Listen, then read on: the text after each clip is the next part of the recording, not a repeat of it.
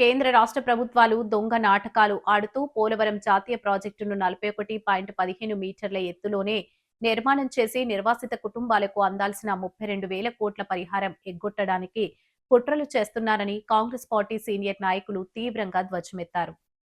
The Rajahmundry press క్లబ్లో బుధవారం జరిగిన మీడియా సమావేశంలో కాంగ్రెస్ పోలవరం నిర్మాణం నిర్వాసితుల అధ్యయన committee chairman S. Martin Luther, parliament coordinator T K Visweswarareddy, urban జిల్లా అధ్యక్షుడు బాలేపల్లి మురళీధర్, మహిళా కాంగ్రెస్ నాయకురాలు ఆకుల భాగ్యలక్ష్మి సీఎం చంద్రబాబు తీరుపై ఆగ్రహం వ్యక్తం చేశారు.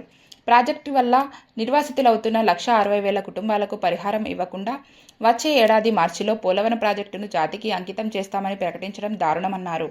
జాతీయ ప్రాజెక్టుగా ప్రకటించినందున 45.72 అడుగుల ఎత్తులోనే నిర్మించడంతో పాటు 32,000 కోట్లను కూడా కేంద్రం నుంచే రాబట్టాలని డిమాండ్ చేశారు. అలా చేయకపోతే పోలవరం మరొక ఎత్తిపోతలుగా మారుతుందని, 980 మెగావాట్ల విద్యుత్ తయారీ విజయవాడ, విశాఖకు సాగు, తాగునీరు అందే అవకాశం ఉండదన్నారు. దీనికి ముందు మాజీ మంత్రి ముద్రగడ పద్మనాభం ఇటీవల మృతి చెందిన సీనియర్ జర్నలిస్ట్ రత్నకిషోర్ల మృతికి సంతాపం ప్రకటిస్తూ మౌనం పాటించారు. ప్రెస్ క్లబ్ నూతన కార్యవర్గానికి అభినందనలు తెలిపారు.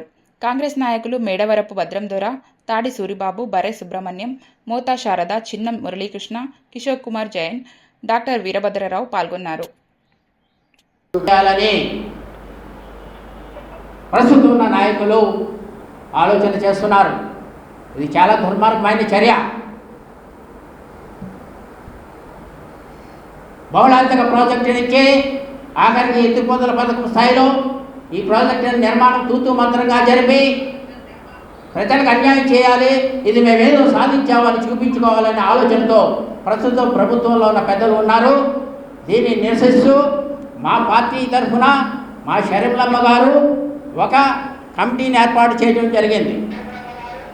ఆ కమిటీ పోలవరం నిర్మాణము నిర్వాసితులు అధ్యయన కమిటీ అంటూ ఒక కమిటీని ఏర్పాటు చేసి దానికి మా ఆంధ్రప్రదేశ్ కాంగ్రెస్ కమిటీ ఉపాధ్యక్షులైనటువంటి మార్టిన్ లూథర్ గారిని చైర్మన్గా చేయడం జరిగింది.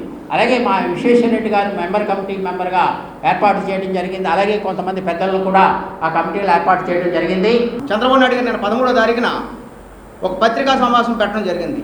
ఆ పత్రికా సమావేశంలో ఆగస్టు 14వ తారీఖు నాటికి అఖండ గోదావరి జలాల నీరు స్వాగతం పలుకుతాను, నీరు రిలీజ్ చేస్తాను, అనకాపల్లి దగ్గర నేను దాన్ని ప్రకటిస్తాను, మార్చి నాటికి ఎట్టి పరిస్థితులను కూడా పోలవరం ప్రాజెక్టు జాతికి అంకితం చేయడం జరుగుతుందని చెప్పేసి వారు చెప్పడం జరిగింది. ప్రధానంగా మరి 2004వ సంవత్సరంలో ఆనాటి రాష్ట్ర ముఖ్యమంత్రి, ప్రముఖ కాంగ్రెస్ పార్టీ నాయకుడు, జలయజ్ఞ ప్రదాత, అపర భగీరథుడైనటువంటి వైఎస్ రాజశేఖర రెడ్డి గారు ఈ యొక్క పోలవరం ప్రాజెక్టుకి నిర్మాణానికి సంబంధించి ఒక ప్లాన్ చేసుకుని 8,500 కోట్ల అంచనాలతో రాష్ట్ర ప్రభుత్వమే ఈ యొక్క ప్రాజెక్టుని చేపట్టాలని చెప్పేసి వారు చేపట్టి మరి పనులకు శ్రీకారం చుట్టి మరి 30% కుడి ఎడమ కాలువల పనులు పూర్తి చేసి 2009 నాటికి 5.7 మీటర్ల ఎత్తులో పెడితే మునిగిపోయే వాళ్ళు ఉన్నారు. వాళ్ళందరూ కూడా ఎందుకు పనికిరాని అయిపోతారు. ఈవేళ 45.7 మీటర్ల ఎత్తులో వాటర్ పెడితే భద్రాచలం, రాములూరు పాదాల దాకా వాటర్ వచ్చేస్తుంది. ఆ విషయం మీకు అర్థమవుతుందో అర్థం కావట్లేదో తెలీదు. ఎందుకంటే మనకే యాజ్ పర్ డిపిఆర్ కట్టిస్తానని చెప్పి కేంద్ర ప్రభుత్వం వాగ్దానం చేశారు. దాని ప్రకారం ఫండ్స్ రిలీజ్ చేస్తున్నారు.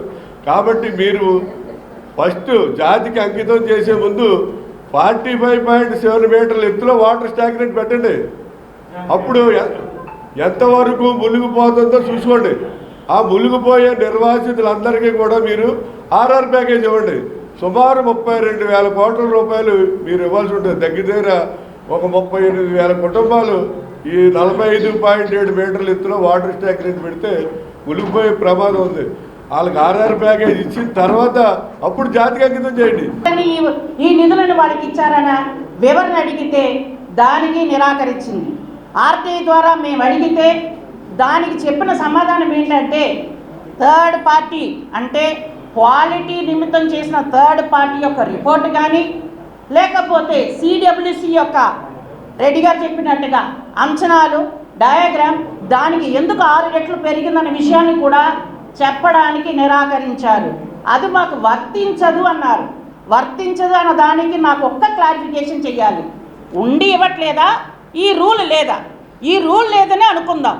అంటే మీకు క్వాలిటీ కన్స్ట్రక్షన్ చెయ్యకుండా, ఏ రకమైన సిడబ్ల్యూసి యొక్క నమూనాలు ఫాలో అవ్వకుండా మీరు ప్రాజెక్ట్ చేసి కాంట్రాక్ట్లకి బిల్లులు ఎలా రిలీజ్ చేశారు?